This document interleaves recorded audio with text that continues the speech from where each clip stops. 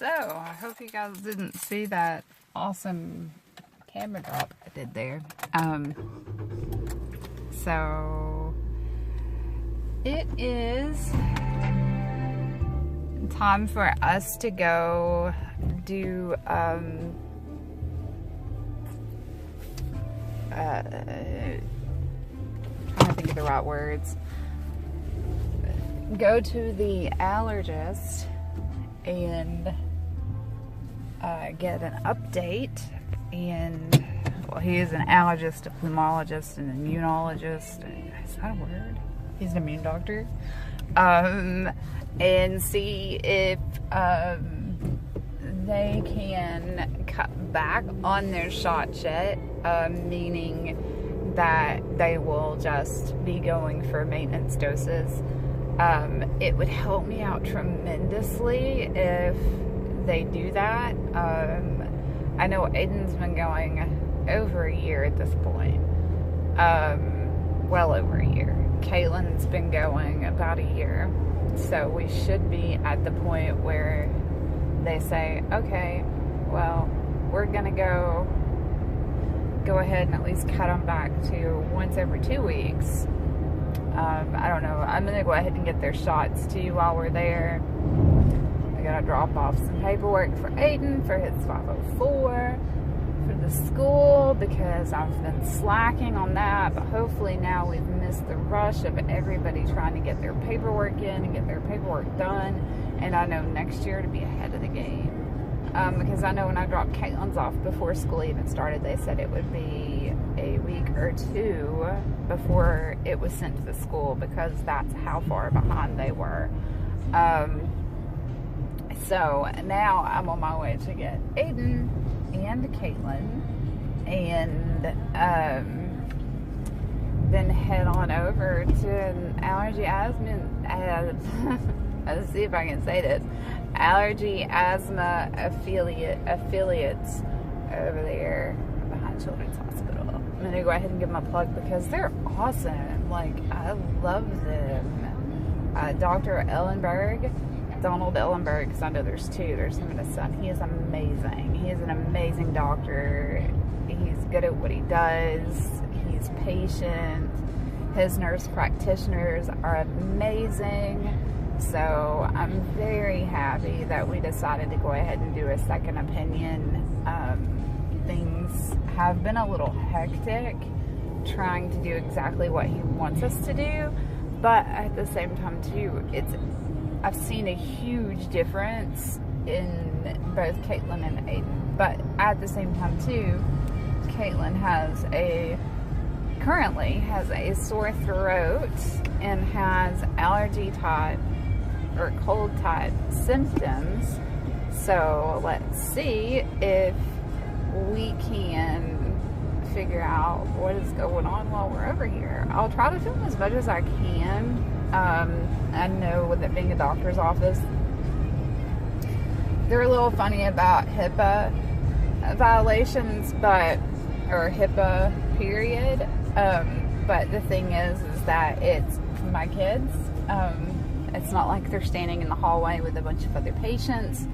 I should be able to film what I am comfortable with sharing with you all, which is just about everything, because we've been pretty open about everything with you all. The kids don't mind. They look at it as a chance to teach others, and hopefully maybe in the process of teaching others that they can help others at the same time who may be dealing with the same thing that they've been dealing with but not know exactly like what's going on. It's a little crazy. And it can be hard to identify, especially when you're dealing with food allergies, because if you eat something, it can take up to 48 hours before you really have any kind of reaction to it, whether it be a allergy or a sensitivity. So anyway, I'm gonna get off here and go in here and pick up Aiden. Then I gotta go around the curb and pick up Caitlin. Yes, the middle school and the high school are right next door to each other. That's the high school. The high school, middle school is right next door to each other here, so works out perfect for me in this case. Anyway, see you guys later. What is it? Okay, so I didn't get a chance to really update anybody when we got in the office. It was insane because I don't know how, but it got turned around from being an 11:30 appointment to a 1:30 appointment. So we got there at 10:30 for a 1:30 appointment, which normally wouldn't be too bad, but they said, well, the person you're seeing, when she finishes up, she's going to lunch, so why don't you go? Because I was like, well, I'll just go around back and get their shots. And then she was like, well, she's going to go to lunch too, so why don't you guys just go ahead and go to lunch? So we literally have been out since 10:30 and just now got home, and it is 3 o'clock. And these two are really not getting along, and they're about to be grounded. But they had their shots. Caitlin's still a little, she was congested a little bit when we got there, but they went ahead and gave her shots, said her lungs sounded clear. We talked to the doctor. They're going to keep them on the same medicines. They're actually going to do some a workup, and if Aiden passes everything in the next 3 to 4 months, then they're going to set him up for a challenge to at least get him to where he can eat milk and eggs, possibly. That still leaves corn out there, but corn was one of the worst. So that's pretty exciting. They've not changed their shot schedule, unfortunately. We've really got to really kick it up and start going every single week so we can eliminate having to go so much. The rash that Aiden had Sunday that I assumed was from